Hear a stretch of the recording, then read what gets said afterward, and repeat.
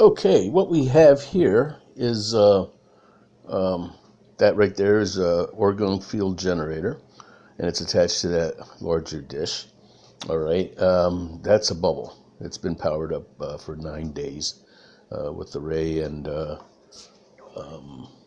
infrared light. The PVC in the middle basically just holds the whole thing together. The dish in the back acts as a reflector, as is the mirrored one in the front. The one in the back, that big one, that's powered by frequency. All right, that's charged with these two solar panels.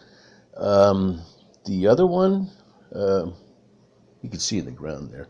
The other one, this one right here, is charged with an earth battery. That's a galvanized pipe in the ground and a copper pipe. Between the two of them, I picked up about a half a volt, and that's what's feeding this one. It's very interesting because it creates a closed system. They're feeding each other, and it no longer needs an aiming device.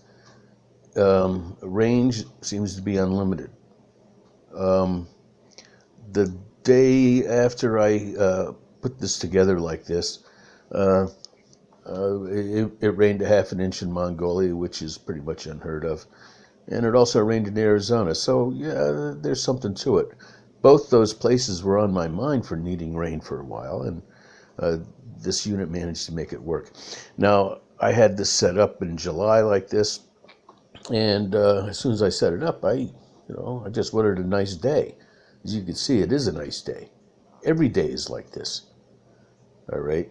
I mean, look at that sunshine. But except for Thursdays, you got to have rain sometime, and nobody wants rain on Monday. All right. Tuesday's just as bad. Wednesday, you don't want rain on hump day. Nobody wants that. Friday, Saturday, and Sunday, come on, man, that's a weekend. The only day left over is Thursday. All right, so, hey, let's let it rain every Thursday. And since my garbage is picked up on Thursday, it kind of makes it pretty messy when I have cardboard boxes out there. But, hey, we all have our crosses to bear. But I'm convinced that this thing has been giving us rain on Thursday and beautiful, beautiful weather the other 6 days. But I want to do something a little bit different. This one in the back and the one in the front, they're two different disciplines. Okay, you got a cement and a whole bunch of things inside there, to create that particular bubble. All right, the field generator is resin, with bits of metal. They're two different things. One's a machine, one's an entity. Okay, now combined like this, yeah, they're pretty interesting. This thing puts out a lot of power, but it's encased in this little unit right here. It no longer needs to be aimed at clouds. All right, it just makes things happen. But what I want to do is build a unit with two of the same. And in this case, it's going to be two of the bubbles, like the one on the top of the small reflector dish.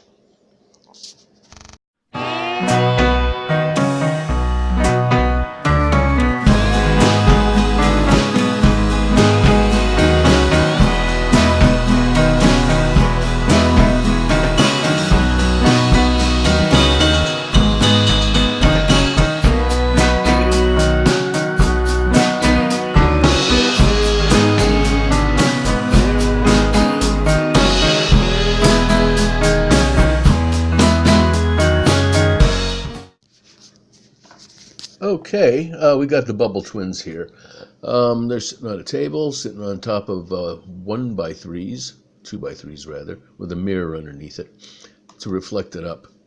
On top of, these are the two bubbles.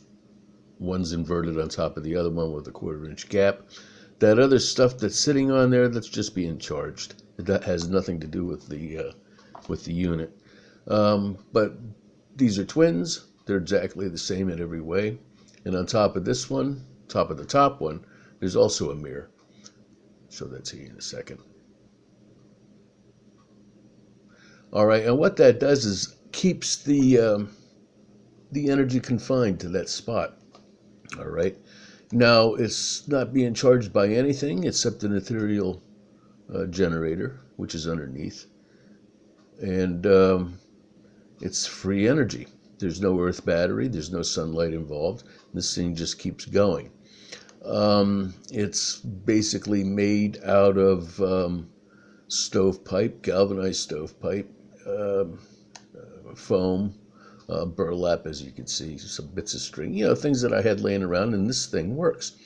It's 3-inch, 4-inch, 5-inch, and 6-inch stovepipe, and each one of those frequencies makes it a little bit stronger. All right, by placing that on top of a mirror underneath the two bubbles, it really gives it a good charge. All right, you could feel that coming out all over. Very impressive.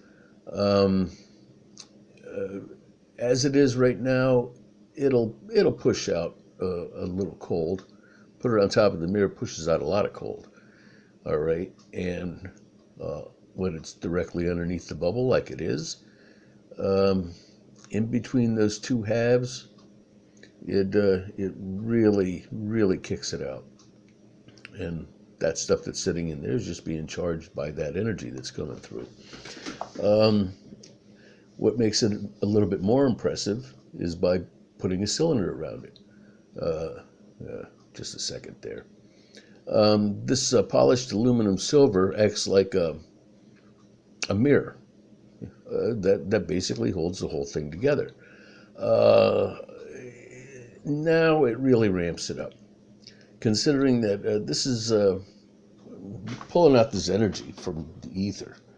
All right, I'm impressed. First time I put my hand in there, it threw me back.